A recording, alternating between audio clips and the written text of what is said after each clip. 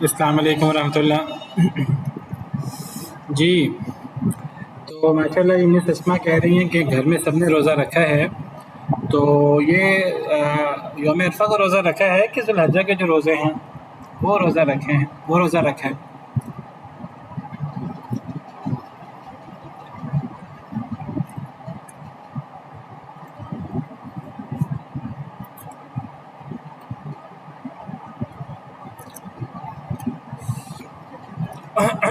عرفہ کا آپ لوگ پاکستان میں رہتے ہیں؟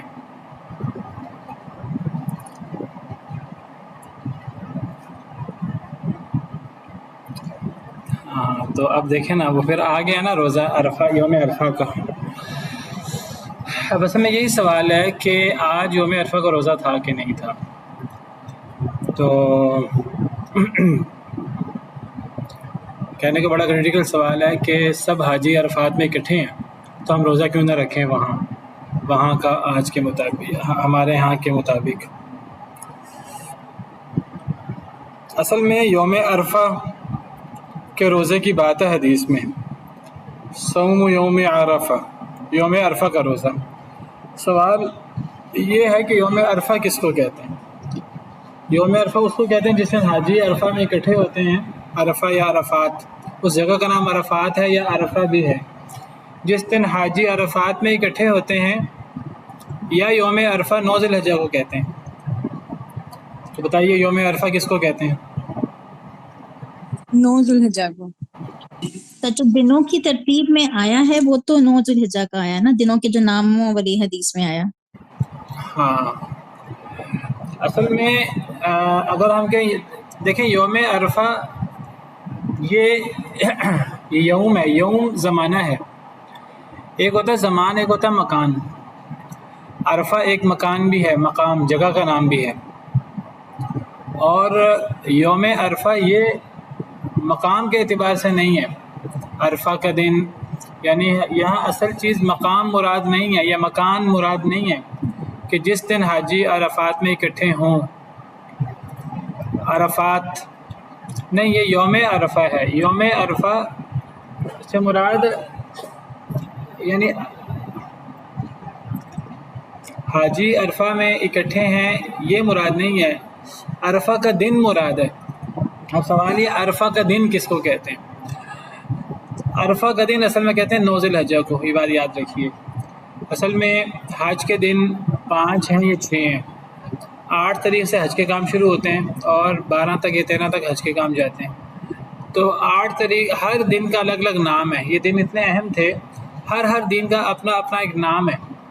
8 تاریخ کو یوم ترویہ کہتے ہیں عرب لوگ، پہلے ہی کہتے تھے جاہلیت میں یوم ترویہ، کیونکہ وہ جانوروں کو پانی پلاتے تھے 8 تاریخ کو۔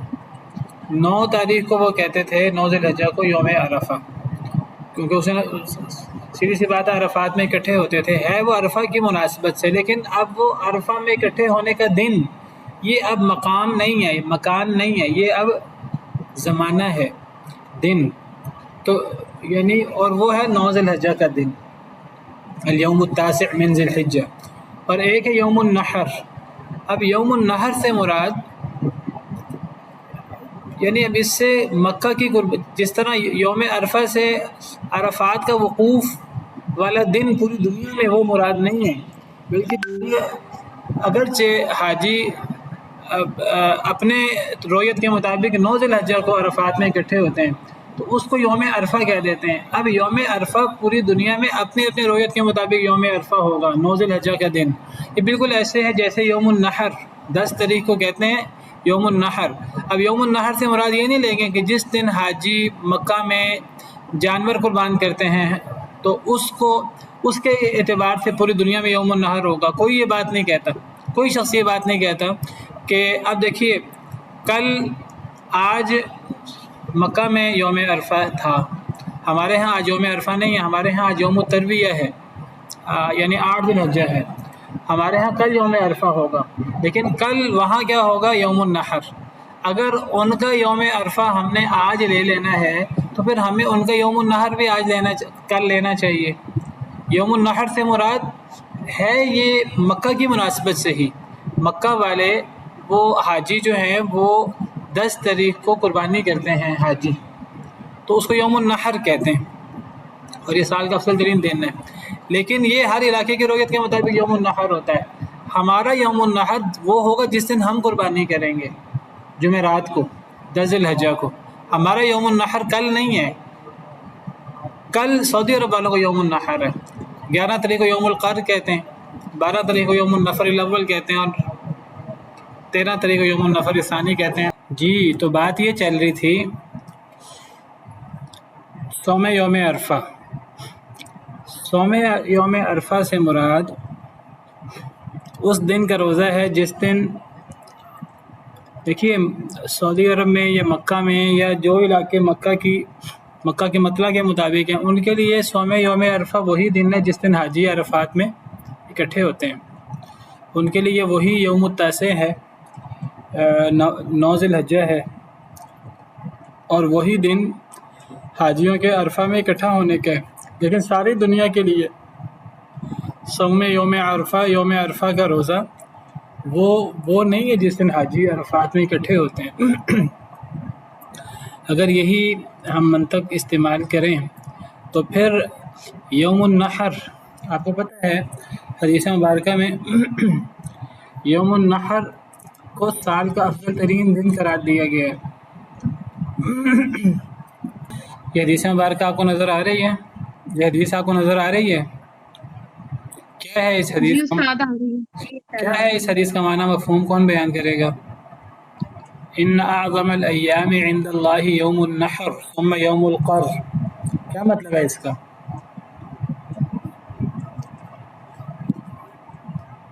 اللہ کے نزدیک عظیم دنوں میں یوم نفع کا دن ہے، اور پھر یوم اس کا قہر کا.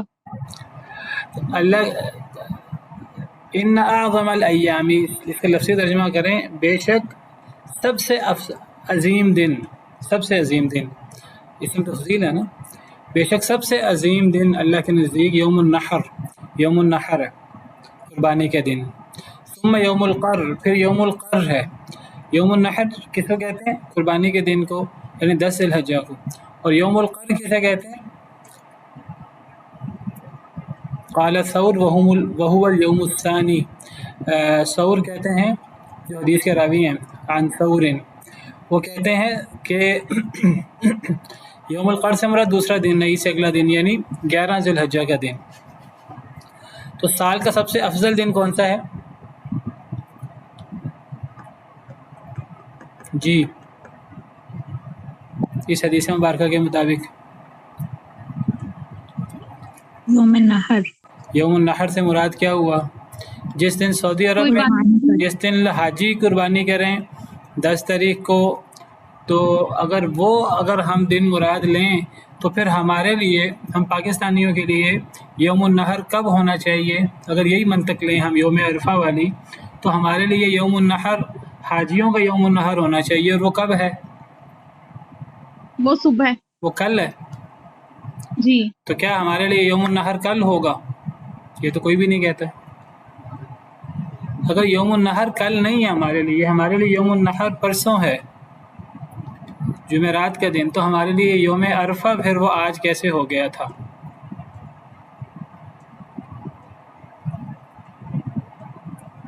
تو یہ دنوں کے نام ہیں. ٹھیک ہے، اس کا تعلق یوم عرفہ کو اس لیے عرفہ کہتے ہیں، اس میں حاجی عرفات میں اکٹھے ہوتے ہیں، لیکن وہ اصل میں حاجیوں کے لیے وہ 9 ذی الحجہ کا روزہ ہے.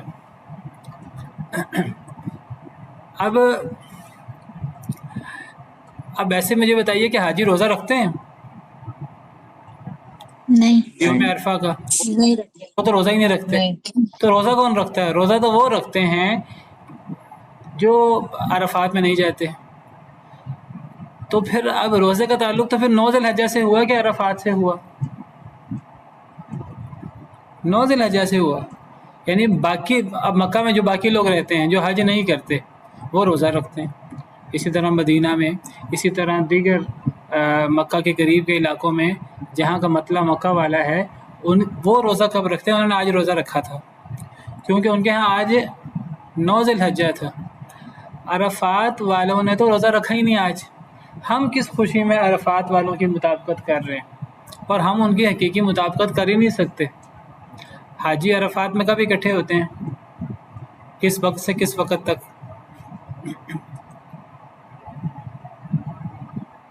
فجر سے لے کے مغرب سے پہلے تک.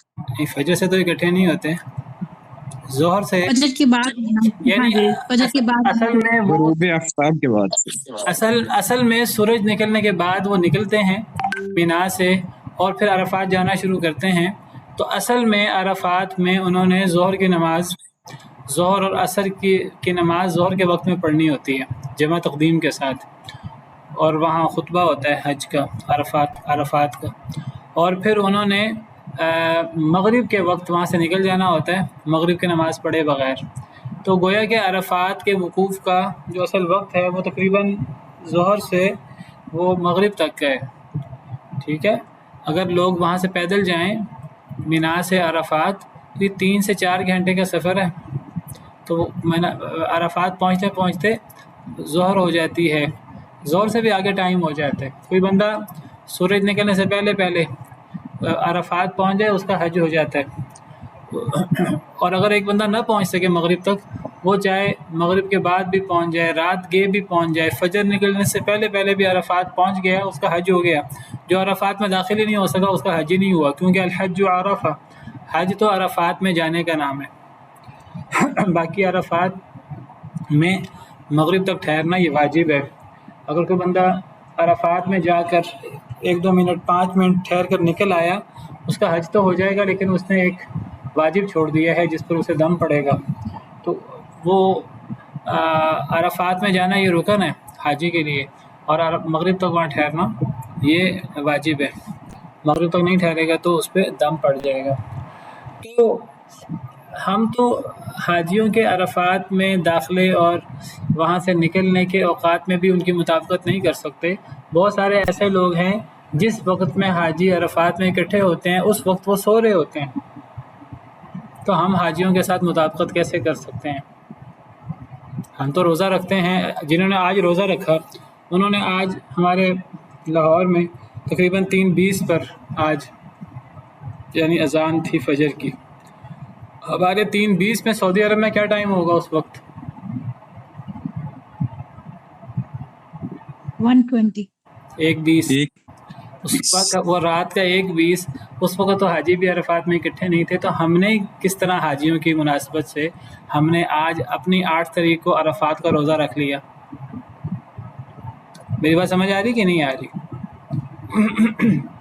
تو یہ اصل میں مطلب کچھ لوگ یوں بھی تو کر لیتے ہیں نا، وہ اس دن کا بھی رکھ لیتے ہیں اور اگلے دن کا بھی رکھ لیتے ہیں. اس دن کا کیوں جو رکھیں؟ بھی ہوگا وہ ہو جائے گا. دیکھیے اس دن کا میں نے خود روزہ رکھا ہے آج، لیکن میں نے یوم عرفہ کے طور پہ آج کا روزہ نہیں رکھا. یعنی میں اس لیے رکھوں کہ کہیں آج یوم عرفہ نہ ہو، کہیں کل یوم عرفہ نہ ہو. کیا ہم رمضان کا روزہ اس وجہ سے کہ پتہ نہیں وہ صحیح طرح چاند دیکھا کہ نہیں دیکھا، وہ شعبان کی 29 شعبان گزر گئے تھے، اب 30ویں رات تھی تو شعبان کی، اب پتہ نہیں لوگوں نے صحیح طریقے سے چاند دیکھا کہ نہیں دیکھا، تو اب اعلان نہیں ہوا چاند نکلنے کا، میں احتیاطاً روزہ رکھ لوں، شاید رمضان ہو. تو یہ احتیاطاً روزہ رکھنا ٹھیک ہے؟ رمضان کی نیت سے روزہ رکھنا صحیح نہیں ہے بالکل بھی احتیاطاً، بلکہ نبی صلی اللہ علیہ وسلم نے تو اسے سختی سے منع فرمایا ہے. تو یہ احتیاطاً روزہ ہم کہاں سے رکھ لیں؟ یوم عرفہ کے حساب سے روزہ نہیں رکھا جا سکتا. ہاں ذو الحجہ کے حساب سے نبی صلی اللہ علیہ وسلم 9 کے 9 دن کا روزہ رکھتے تھے. نبی صلی اللہ علیہ وسلم 9 دن کا روزہ نہیں چھوڑتے تھے. اس حدیث کے مطابق تو روزہ رکھنا چاہیے، پورے ذو الحجہ کے اس پورے عشرے کا روزہ رکھنا چاہیے. جیسے ماشاء اللہ بعض ساتھی بتا رہے ہیں کہ انہوں نے روزہ رکھا تو بڑی اچھی بات ہے. نبی صلی اللہ علیہ وسلم کی سنت مبارکہ تھی، وہ ایک الگ چیز ہے.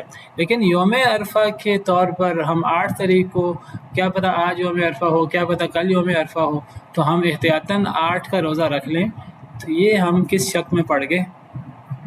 جی مثل استاد محترم، ليلۃ القدر کا بھی یہی حساب ہے نا کہ ظاہر ہے جس مسئلے کے حساب سے ہم روزے رکھ رہے ہیں اسی حساب سے پھر ہماری جو طاق رہتے ہیں ان کی جفت آتی ہیں. پھر اسی طرح باہر کے ممالک میں تو سعودی عرب کے ساتھ ہی ہوتے ہیں. تو جیسے کچھ لوگ مجھ سے سوال کرتے ہیں تو وہ اس کی گھڑی کے بارے میں سوال کرتے ہیں تو اس کے بارے میں بھی تھوڑا ایکسپلین کر دیں کہ لیلۃ القدر میں جو ایک خاص ساعت ہوتی ہے نا. پہلے تو تو میں نے بہرحال یہ جواب دیا تھا, جی میں نے ان کو یہ جواب دیا تھا. تو مجھے بعد میں یہی ہوتا ہے کہ میں پہلے بھی آپ سے ذکر کیا تھا کہ کوئی غلط بات نہ منہ سے نکل جائے. میں نے ان کو یہی بات کی تھی کہ ہر ملک کی جیسے اپنے حساب سے روزے ہیں, اسی طرح اللہ قادر ہے کہ وہ یعنی کہ اس رات کو اللہ تعالیٰ وہ گھڑی بھیج دے گا. یعنی کہ ہماری جیسے طاق رہتے ہیں اس میں وہ انشاءاللہ وہ گھڑی ضرور ہوگی. کون سی گھڑی؟ میں نے بس جو ساتھ کا ذکر ہوتا ہے نا لیلۃ القدر میں, ایک ساتھ ہوتی ہے ایسی جس میں دعائیں قبول ہوتی ہیں. مجھے نہیں معلوم کون سی ساعت ہوتی ہے. جی کوئی گھڑی نہیں, پوری لیلۃ القدر سلام ہی حتی مطلع الفجر, مغرب سے لے کر سورج طلوع ہونے تک سلامتی ہی سلامتی کی رات ہے وہ, اور اس میں فرشتے اترتے ہیں اور وہ افضل رات ہے. تو ہاں وہ جو آپ یہ کہنا چاہ رہی ہوں گی اللہ تعالیٰ رات کو آسمان دنیا پہ آ جاتے ہیں رات کے آخری تہائی حصے میں, اس کا تعلق لیلۃ القدر کے ساتھ نہیں ہے, اس کا تعلق تو ہر رات کے ساتھ ہے. ہر رات اللہ تعالیٰ رات کے آخری تہائی حصے میں اللہ تعالیٰ آسمان دنیا پہ نزول فرماتے ہیں جیسے اللہ کی شان کو لائق ہے. اس کے بارے میں سوال ہو سکتا ہے کہ وہ کب ہوتا ہے. دیکھیے وہ سوال بھی ہو سکتا ہے, یہ سوال صرف لیلۃ القدر کے حوالے سے نہیں ہے. اب دیکھیے ہمارے پاکستان میں ہم سمجھیے کہ رات کا آخری تہائی حصہ بالفرض ہم فرض کرتے ہیں آج کل 1:30 بجے شروع ہو جاتا ہے پاکستانی وقت کے مطابق. ہمارے ہاں جب رات کے 1:30 بجے ہوں گے, سعودی عرب میں کیا وقت ہوگا؟ 11:30. 11:30.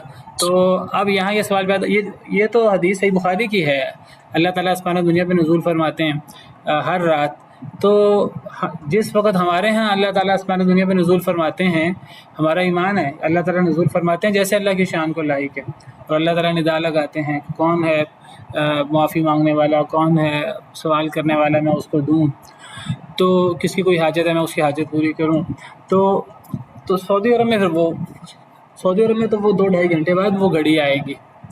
اور جو ملک ہم سے 3 گھنٹے پیچھے ہیں, جو ملک ہم سے 4 گھنٹے پیچھے ہیں, جو ملک ہم سے 5 گھنٹے پیچھے ہیں, جو ملک ہم سے 10 گھنٹے آگے ہیں, جو ملک ہم سے 5 گھنٹے آگے ہیں, کیا جواب دیں گے ان سب چیزوں کا؟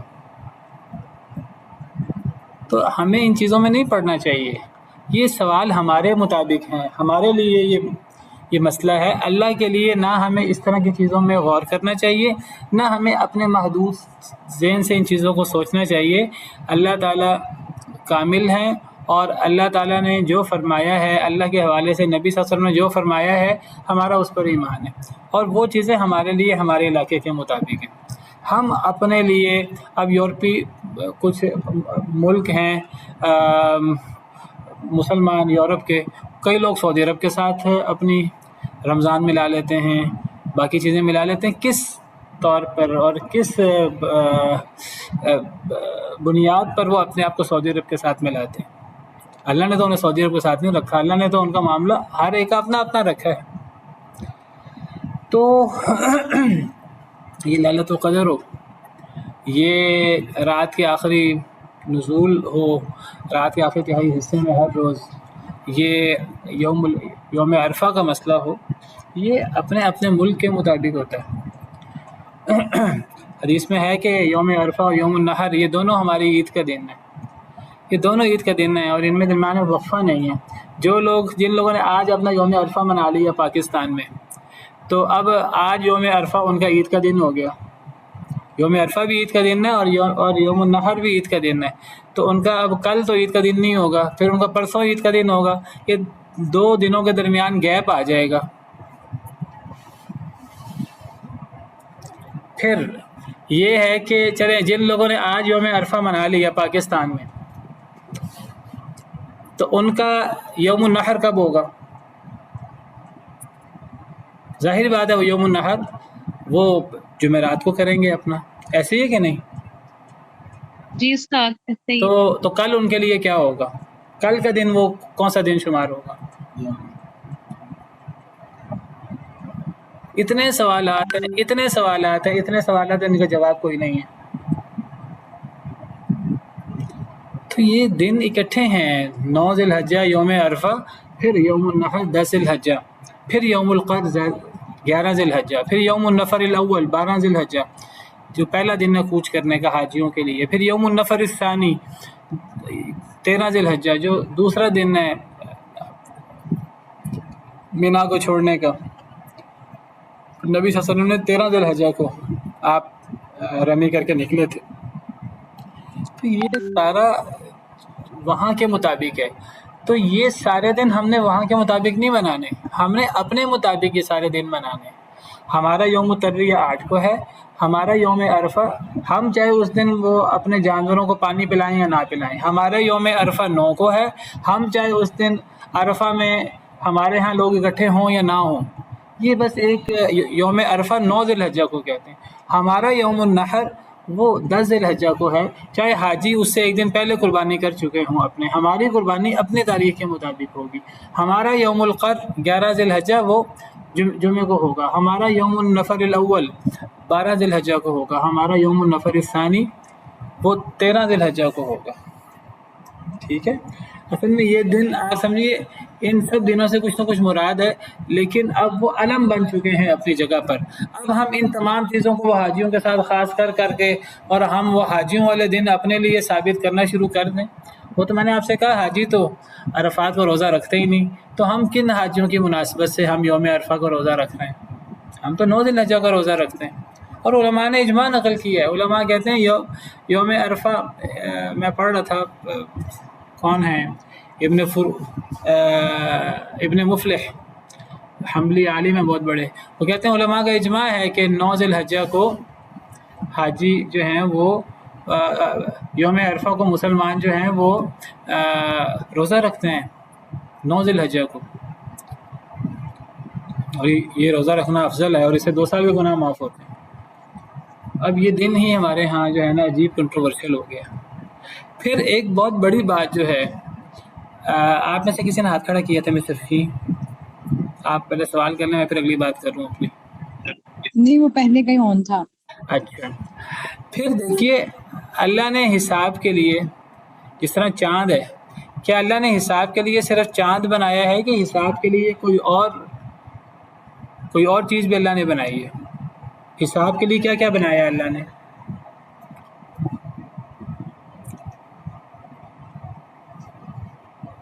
سورج اور چاند دونوں کو بنایا نا، اور ستاروں سے بھی ہم لگاتے ہیں مطلب ڈائریکشنز کا۔ نہیں، حساب کی بات کر رہا ہوں، صرف حساب یعنی حساب مہینوں کا ہو، یا حساب سالوں کا ہو، یا حساب دنوں کا ہو، یا حساب گھنٹوں کا ہو، تو حساب کے لیے اللہ نے کون کون سے اجرام فلکی بنائے ہیں، کون کون سے ستارے یا سیارے بنائے ہیں جن سے ہم حساب کرتے ہیں ہم انسان۔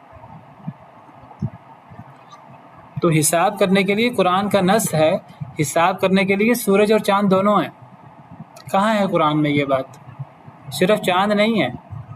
بعض لوگ قرآن کی آیت پیش کرتے ہیں یسألونک عن الأہلة قل ہی مواقیت للناس والحج، لوگ آپ سے سوال کرتے ہیں چاندوں کے بارے میں، سورہ بقرہ میں ہے، تو آپ جواب دے دیجئے ہی مواقیت للناس والحج، یہ لوگوں کے لیے وقت ہیں حساب کرنے کے لیے، یعنی والحج، اور حج کے لیے بھی۔ تو اس سے استدلال کیا جاتا ہے کہ دیکھیں جی حج کا حساب کرنے کے لیے، دیگر حساب کرنے کے لیے چاند ہے، یہ بات ٹھیک ہے، کوئی اختلاف نہیں ہے اس بات سے۔ چاند سے واقعی ہی حساب ہوتا ہے۔ چاند سے کس چیز کا حساب ہوتا ہے؟ اصلاً چاند سے کس چیز کا حساب ہوتا ہے؟ مہینوں کا دنوں کا۔ اور سالوں کا۔ سب سے پہلے تو دنوں کا حساب ہوتا ہے نا، یعنی جب ہلال نکلے گا 2-3 دن چاند نہیں نکلے گا، اور پھر چاند نکلے گا اور بڑا باریک ہوگا، تو وہ کون سی تاریخ ہوگی؟ چاہے لوگ حساب رکھیں یا نہ رکھیں، جب وہ پہلی کی تاریخ ہوگی۔ جب پورا چاند گول ہو جائے گا اور وہ پوری طرح روشن ہوگا، تو اس جس کو بدر کہتے ہیں، تو وہ کون سی تاریخ کا چاند ہوگا؟ 14ویں کا چاند ہوگا۔ تو چاند سے اصل میں دنوں کی پہچان ہوتی ہے، دن بنیاد ہیں مہینوں کی، مہینے بنیاد ہے سالوں کی، ٹھیک ہے؟ تو چاندوں سے دنوں کا حساب ہوتا ہے۔ اگر ہم حساب نہ بھی رکھیں تو ہم حساب کرنا چھوڑ دیں، عرب لوگ حساب نہیں رکھتے تھے دنوں کا، آٹومیٹک جب چاند نکلتا تھا نیا تو ان کو پتہ لگ جاتا تھا کہ اب پہلی تاریخ آ گئی ہے، اب پہلی تاریخ آ گئی دیکھ کہ نیا مہینہ چڑھ گیا ہے، اب یہ 6-7 تاریخ کا چاند ہے اگر وہ آدھا ہو تو، اب یہ 14ویں کا چاند ہے اگر وہ پورا ہو جائے تو، پھر وہ دوبارہ گھٹ گھٹ کے آدھا ہو جائے تو اب یہ تقریباً 21-22 تاریخ کا چاند ہے، اور جب پھر وہ چاند ختم ہو جائے اور پھر دوبارہ نیا شروع ہو جائے، اب یہ نیا مہینہ چڑھ گیا، وہ حساب رکھیں یا نہ رکھیں تو چاند سے حساب ہو رہا ہے۔ تو یہ حساب بتائیے صرف چاند سے ہوتا ہے کہ اور بھی کسی چیز سے ہوتا ہے؟ یہ سورج سے بھی ہوتا ہے، اس کی کیا دلیل ہے؟ سب سے پہلے تو آپ ذہن سے سوچئے کہ سورج سے ہم گھنٹوں کا حساب کرتے ہیں، سورج سے ہم صبح شام کا حساب کرتے ہیں، سورج سے ہم دوپہر کا سحپہر کا ہم حساب کرتے ہیں، دن رات کا حساب کرتے ہیں، سورج آ گیا تو دن ہے، سورج چلا گیا تو رات ہے۔ ابھی جو ہے سورج نصف النہار پہ ہے، عین ہمارے سروں کے اوپر ہے، تو یہ اب اس وقت عین دوپہر کا وقت ہے۔ اب سورج ڈھل گیا ہے کچھ، اب سحپہر کا وقت ہے، اب سورج فلاں جگہ پہ آ گئے۔ تو جب گھنٹے نہیں ہوتے تھے، جب گھڑیاں نہیں ہوتی تھی، تب لوگ ایک تو دنوں کا حساب، مہینوں کا حساب وہ تو چاند سے کرتے تھے، اور دن میں اس وقت کیا ہوا ہے، یہ جو اللہ نے نمازوں کے اوقات رکھے ہیں، نمازوں کے اوقات کی بنیاد کیا ہے؟ چاند ہے کہ سورج؟ سورج ہے۔ سورج ہے۔ کیسے؟ اللہ قرآن میں فرماتے ہیں اقیم الصلاۃ لدلوک الشمس الی غسق اللیل وقرآن الفجر ان قرآن الفجر کان مشہودا، نماز قائم کریں سورج کے اقیم الصلاۃ لدلوک الشمس، سورج کے ڈھلنے سے لے کر الی غسق اللیل، رات چھا جانے تک۔ تو سورج کا ڈھلنا یہ زوال کی بات ہے، جب سورج جو ہے وہ زوال کی طرف ڈھلنا شروع ہو جاتا ہے، تو زور کا وقت مراد ہے اس سے۔ اور رات چھا جانا جب سورج ختم ہو جاتا ہے اور پراپر رات چھا جاتی ہے۔ اور آپ کو پتہ مغرب کا وقت کیا ہے؟ سورج غروب ہونا۔ تو نماز اور عصر کا وقت کیا ہے؟ جب ہر چیز کا سایہ ایک مثل ہو، اور سائے کا تعلق کس سے ہے؟ الم تر الی ربک کیف مد الظل، کیا آپ نے نہیں دیکھا کہ اللہ نے کیسے سائے کو پھیلایا؟ وَلَوْ شَاءَ لَجَعَلَهُ سَاكِنًا، اگر اللہ چاہتے تو اللہ اسے ساکن کر دیتے، سایہ گھٹتا پڑتا نہیں۔ ثُمَّ جَعَلْنَا الشَّمْسَ عَلَيْهِ دَلِيلًا، اور سائے کی بنیاد کیا ہے؟ اس کی دلیل کیا ہے؟ سورج۔ ثُمَّ جَعَلْنَا الشَّمْسَ عَلَيْهِ دَلِيلًا، سورج سے سائے بنتے ہیں۔ تو یہ عصر کی نماز کا وقت جب ہر انسان کا سایہ اس کی، ہر شے کا سایہ اس کی مثل ہو جائے، تو یہ نمازوں کے اوقات سورج کے مطابق ہیں۔ دن کے اندر ہم نے حساب کرنا وہ سورج کے مطابق ہے، دنوں کا ہم نے حساب کرنا، مہینوں کا حساب کرنا وہ چاند کے مطابق ہے۔ اگر عدت گزارنی ہے کسی خاتون نے 3 مہینے بھی عدت ہے تو وہ ہم چاند سے حساب کریں گے۔ 4 مہینے 10 دن بھی عدت ہے، وہ بھی چاند سے حساب کریں گے۔ لیکن گھنٹوں کا حساب، ایک دن کے اندر کا حساب وہ سورج سے ہوتا ہے۔ اللہ قرآن میں فرماتے ہیں الشمس والقمر بحسبان، سورج اور چاند، اتنی بہت تفسیریں ہیں سورہ رحمان میں، سورج اور چاند حساب کے مطابق چل رہے ہیں، یہ بھی اس کی تفسیر ہے۔ اور اس کی ایک تفسیر یہ بھی ہے سورج اور چاند حساب کے لیے، سورج اور چاند دونوں حساب کے لیے۔ فالق الاصباح وجعل اللیل سکنا والشمس والقمر حسبانا، وجعل اللیل سکنا، اللہ نے رات کو سکون کا باعث بنایا، والشمس والقمر حسبانا، کیا مطلب ہے اس کا؟ سورہ انعام کی آیت ہے والشمس والقمر حسبانا، اللہ نے سورج اور چاند کو کیا بنایا؟ حساب کے لیے۔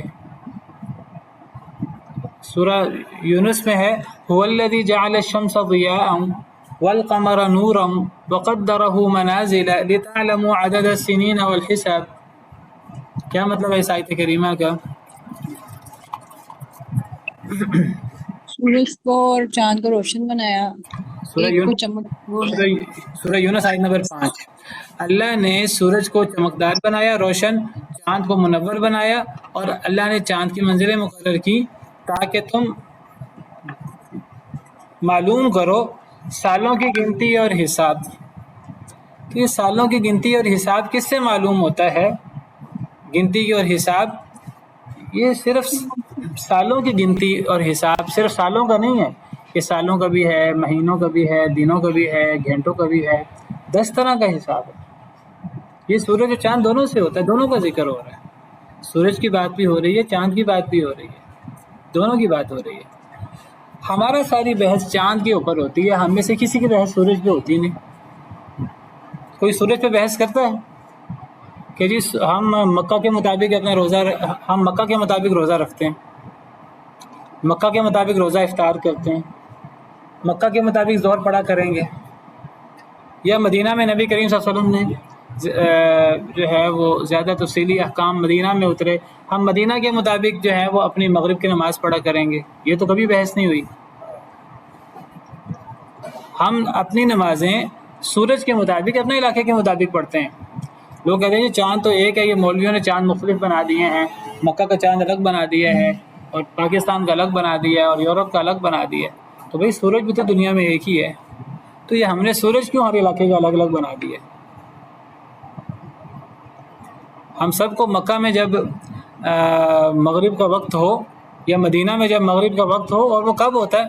آج کل اگر ہم دیکھیں، آج کل جب ہمارے ہاں رات کے 9:10 ہوتے ہیں تقریباً، تو ہمارے ہاں تو اس وقت سعودی عرب میں مکہ مدینہ میں مغرب کا وقت ہو جاتا ہے۔ یہ مغرب کا وقت جو بھی ہے ہمارے ہاں 7:10 پہ ہوتا ہے، وہاں اگر 7 بجے یا 7:10 پہ ہو تو اس وقت ہمارے ہاں 9:10 ہوں گے، 9:10 ہوں گے۔ تو ہم اپنے 9 بجے جا کر ہم مغرب کی نماز پڑھیں گے، یا ہم اس وقت عشاء کی نماز پڑھ کے فارغ ہو چکے ہوں گے؟ تو یہ 10 طرح کے سوالات ہیں۔ چلیں پھر ہمارا اور سعودی عرب کا تو 2 گھنٹے کا فرق ہے، جن کا 10 گھنٹے کا فرق ہے سعودی عرب سے، یا 12 گھنٹے کا فرق ہے، وہ کیا کریں؟ وہ اپنی رات اور دن سعودی عرب کے مطابق بنا لیں۔ تو یہ سوالات تو کبھی کسی نے قائم نہیں کیے، یہ ساری بحث چاند پہ ہوتی رہتی ہے۔ اور پھر کچھ لوگ تو ہر چاند پہ بحث کرتے ہیں، کچھ لوگ کہتے ہیں نہیں باقی سارے چاند ہر علاقے والے اپنے اپنے منائیں گے، ہاں صرف یوم عرفہ جو ہے نا وہ ہم نے پاکستان میں 8 تاریخ کو ہم یوم عرفہ اس لیے منائیں گے کہ ہم ٹی وی پہ دیکھ رہے ہیں کہ حاجی عرفات میں ہم نے ٹی وی پہ 3 بجے دیکھا، 4 بجے دوپہر کے وقت دیکھا، عصر کے وقت دیکھا کہ حاجی اکٹھے تھے۔ بھئی جب یہ ٹی وی نہیں تھا 50 سال پہلے آج سے، تب پھر لوگ کیا کرتے تھے، اور آج سے 100 سال پہلے لوگ کیا کرتے تھے، آج سے 500 سال پہلے لوگ کیا کرتے تھے۔ اور نبی کریم صلی اللہ علیہ وسلم کے دور میں جو لوگ سعودی عرب میں نہیں رہتے تھے، اور خلفائے راشدین کے دور میں، اور خلافت بنی امیہ، خلافت بنی عباس میں مسلمان آدھی دنیا پہ قابض ہو گئے، اب وہ لوگ سارے مکہ کے مطابق جو ہے وہ یوم عرفہ مناتے تھے جب حاجی عرفات میں اکٹھے ہوتے تھے۔ یہ کیسی عجیب سی بحث ہمارے ہاں۔ میں تو سمجھتا ہوں ساری بحث کی بنیاد اصل میں یوم عرفہ کا جو سب سے افضل روزہ ہے، ایک دن کا روزہ رکھنے سے 2 سال کے گناہ معاف ہوتے ہیں۔ وہ 2 سال کے گناہ معاف، شیطان نہیں چاہتا کہ 2 سال کے گناہ معاف ہوں، اس نے اس روزے کو ہی کنٹروورشل بنا دیا، اس کا ٹائم ہی اب طے نہیں ہے۔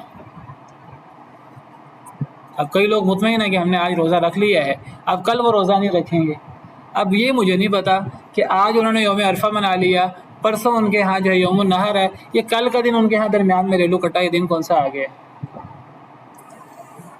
لمبی بات ہو گئی۔ بہرحال کوئی سوال کوئی اشکال آپ کا ہے تو بتا دیجیے۔ نہیں 2 دن کے روزے یوم عرفہ کی نیت سے نہیں رکھنے چاہیے، ذی الحجہ کی نیت سے ضرور رکھنے چاہیے۔ وہ 2 دن کے 9 دن کے روزے رکھنے چاہیے۔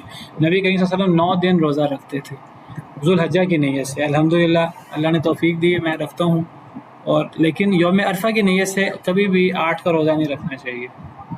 یوم عرفہ وہ ایک ہی دن ہے، اور نہ یوم عرفہ میں ہمیں شک کرنا چاہیے۔ دیکھیے نیت بہت کاؤنٹ کرتی ہے۔ تو آج 8 کا روزہ رکھا، الحمدللہ میں نے رکھا، میں نے وہ 8 ذی الحجہ کی نیت سے رکھا ہے، وہ یوم عرفہ کی نیت سے نہیں رکھا۔ یوم عرفہ کی نیت سے کل روزہ رکھیں گے انشاءاللہ، اللہ کی توفیق دی، اللہ کے فضل و کرم سے۔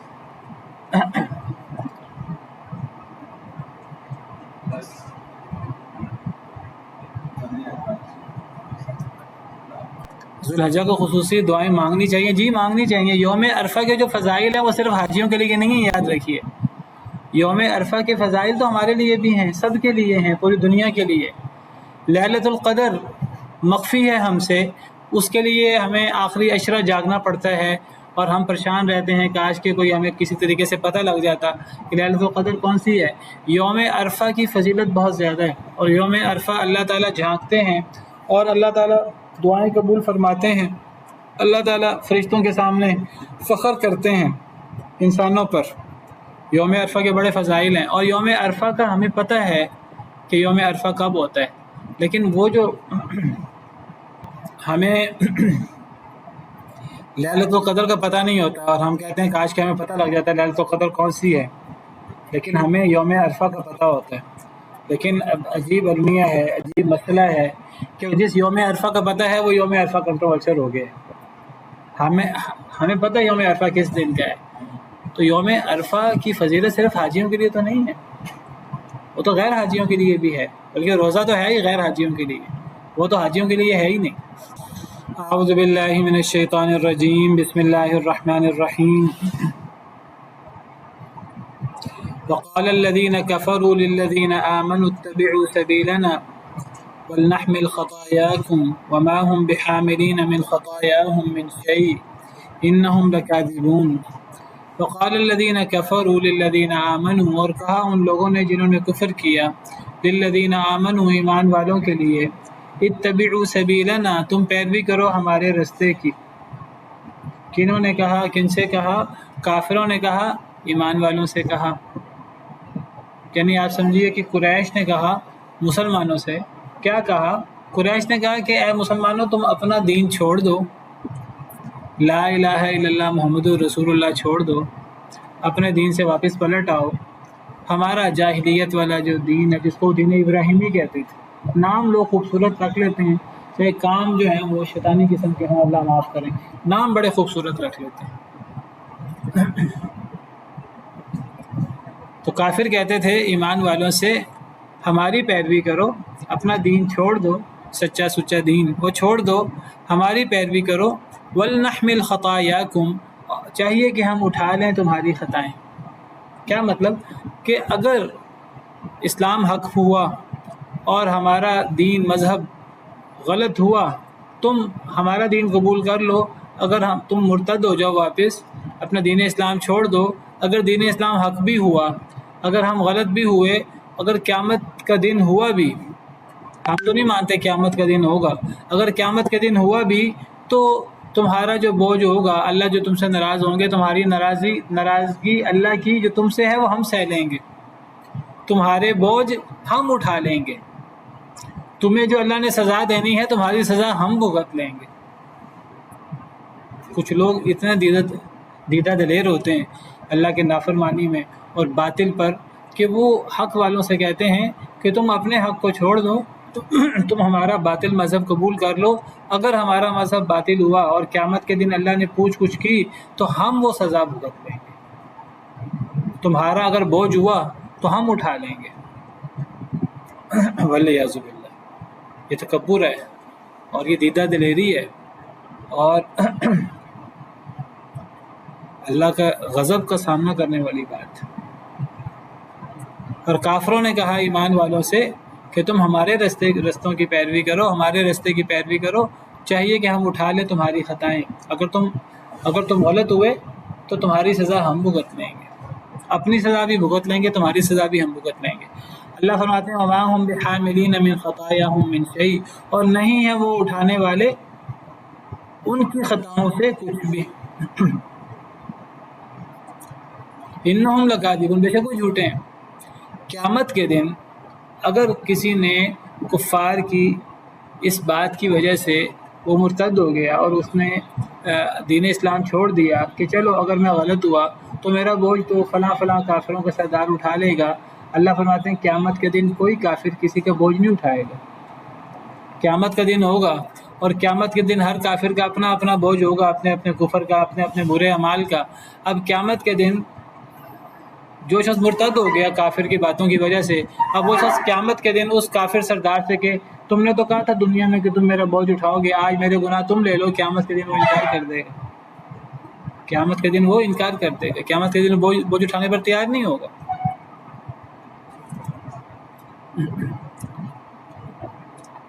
تو نہیں وہ اٹھانے والے ہوں گے ان کے بوجھ میں سے کچھ بھی۔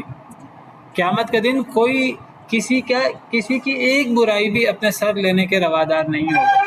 بیٹا کیا کر رہے ہیں؟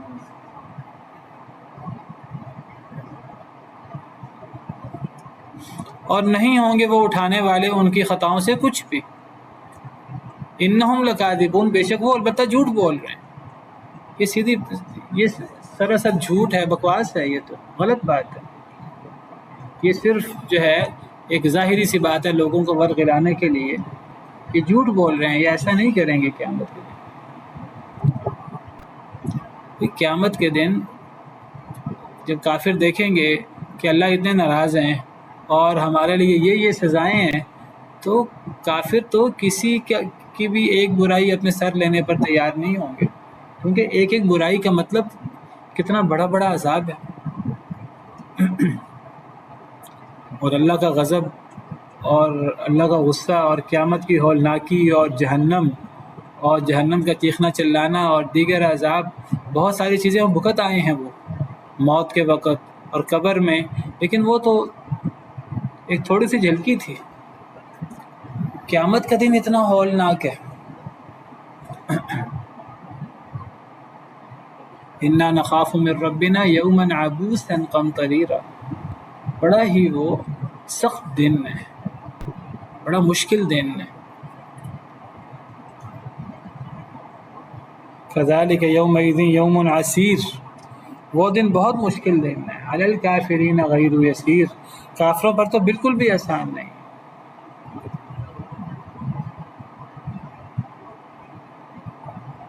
بل الساعة موعدهم والساعة ادہا وامر، بلکہ قیامت ان کا وعدہ ہے اور قیامت بڑی ہی ہولناک، بڑی ہی دہشتناک اور بڑی ہی کڑوی ہے. والساعة ادہا وامر، بہت ہی ہولناک ہے، بڑی کڑوی ہے. ایک ایک لمحہ اس کا گزارنا مشکل ہے. آج کل کتنی گرمی ہے، اور یہ گرمی کتنی شدید گرمی لگتی ہے.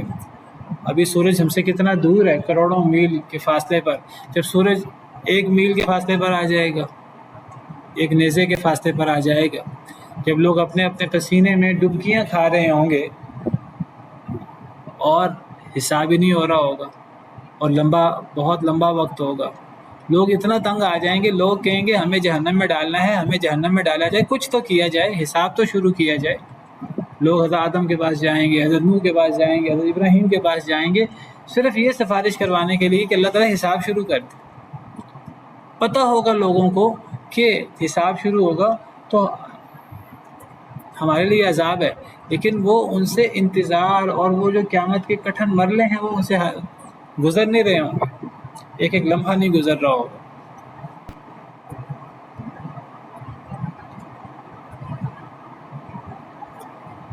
وَلَيَحْمِلُنَّ أَثْقَالَهُمْ وَأَثْقَالًا مَعَ أَثْقَالِهِمْ، اور البتہ وہ ضرور اٹھائیں گے اثقالہم اپنے بوجھ بھی، وَأَثْقَالًا مَعَ أَثْقَالِهِمْ اور کچھ اور بوجھ بھی اپنے بوجھوں کے ساتھ.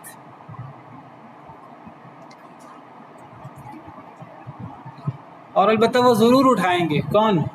کفار. وَلَيَحْمِلُنَّ یہ جمع مذکر غائب کا صیغہ ہے. یحملون سے لام تاکید بانون ثقیلہ ہے. لام تاکید بانون ثقیلہ میں آخر میں نون مشدد لگ جاتا ہے، شروع میں لام زبر لا لگ جاتا ہے، اور اگر یفعلون یحملون تو یہ واو گر جاتی ہے، جس کو واو الجماعہ کہتے ہیں. ولا یحملن اور البتہ وہ ضرور اٹھائیں گے اثقالہم اپنے بوجھ، ثقل کی جمع اثقال، اپنے بوجھ بھی اٹھائیں گے. اپنے بوجھ سے مراد اپنے گناہوں کے بوجھ.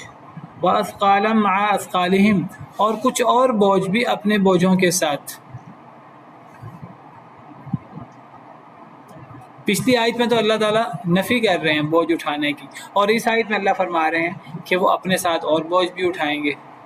تو پچھلی آیت میں کس چیز کی نفی ہے اور اس آیت میں کس بات کا اس بات ہے؟ پچھلی آیت میں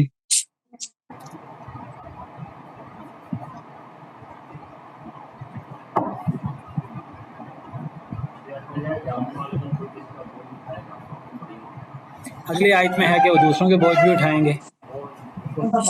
پچھلی آیت میں وہ جو ان کا دعویٰ تھا کہ وہ ان کے سارے بوجھ اٹھا لیں گے وہ ہے، اور یہ اگلی آیت میں یہ ہوگا کہ جس کو بھی وہ برائی کی طرف لگائیں گے وہ ان کا بھی بوجھ اٹھائیں گے، لیکن جو برائی کریں گے وہ اپنا بوجھ بھی اٹھائیں گے، اور جنہوں نے ان کو برائی کی طرف لگایا ہے وہ بھی اس برائی کا بوجھ اٹھائیں گے. لیکن مطلب یہ بوجھ اٹھائیں گے ضرور، لیکن ان کا بوجھ کم نہیں ہوگا جن کو یہ کہہ رہے تھے. ہاں ٹھیک ہے، جس طرح آپ نے کہا. اصل میں دیکھیے یہ جو کافر کہتے ہیں ایمان والوں کو، یہ بہت سے لوگ یہ بات کہتے ہیں کہ بہت سارے لوگ ہیں آج دنیا میں نمازیں نہیں پڑھتے. کوئی نماز پڑھنے جائے کہتے ہیں نماز پڑھنے میں کیا رکھا ہے. کوئی کہے گے جی نماز نہیں پڑھیں گے اللہ ناراض ہوں گے، اور کہتے ہیں بھائی نمازیں پڑھنے میں کیا فائدہ ہے، تم نہ پڑھو، قیامت کے دن مسئلہ ہوا نماز نہ پڑھنے کے گناہ ہم اٹھا لیں گے. گانے سنو، کوئی کہے جی گانے سننے سے اللہ ناراض ہوتے ہیں، وہ کہ نہیں کچھ نہیں ہوتا، قیامت ہونی نہیں، اگر ہوئی بھی تو تمہارا یہ بوجھ ہم اٹھا لیں گے. کئی لوگ اتنے بڑے بڑے بول بولتے ہیں، اللہ معاف کرے. اللہ فرماتے ہیں کہ قیامت کے دن کوئی کسی کا بوجھ اٹھائے گا نہیں. یعنی کسی کا بوجھ نہ اٹھانے سے مراد ہے کہ کسی کا بوجھ، کسی کا گناہ اس کے سر باقی رہے گا، کسی کا اپنا گناہ ختم نہیں ہوگا، کسی دوسرے کے اٹھانے سے وہ گناہ ختم نہیں ہوگا، وہ گناہ برقرار رہے گا، اس کا گناہ ختم نہیں ہو جائے گا. اگلی آیت میں ہے کہ وہ اپنا بوجھ بھی اٹھائیں گے اپنے گناہوں کا، اور کچھ اور بوجھ بھی اٹھائیں گے اپنے گناہوں کے ساتھ. وہ بوجھ کس کا ہے؟ وہ بوجھ ان لوگوں کا ہے جن لوگوں کو انہوں نے گمراہ کیا. اصل میں دیکھیے جب کوئی انسان کسی کو گمراہ کرتا ہے اور کسی کے گمراہ کرنے سے اگلا شخص گمراہ ہو جاتا ہے، اب دو طرح کے گناہ ہوتے ہیں. ایک گناہ وہ ہے جو اگلا شخص گمراہ ہوا چاہے کسی کے کہنے پر ہوا. اب جس نے دیکھیں ایک بندہ خود گمراہ ہے، اس کا اپنا گناہ ہے، آپ سمجھیے کہ ایک اس کا گناہ ہے کہ وہ خود گمراہ ہے، پھر وہ کسی دوسرے کو گمراہ کرتا ہے، یہ اس کا ایک گناہ مزید ہو گیا. یہ در حقیقت دوسرے کا بوجھ نہیں ہے، یہ بھی اصل میں اسی کے گناہ کا بوجھ ہے.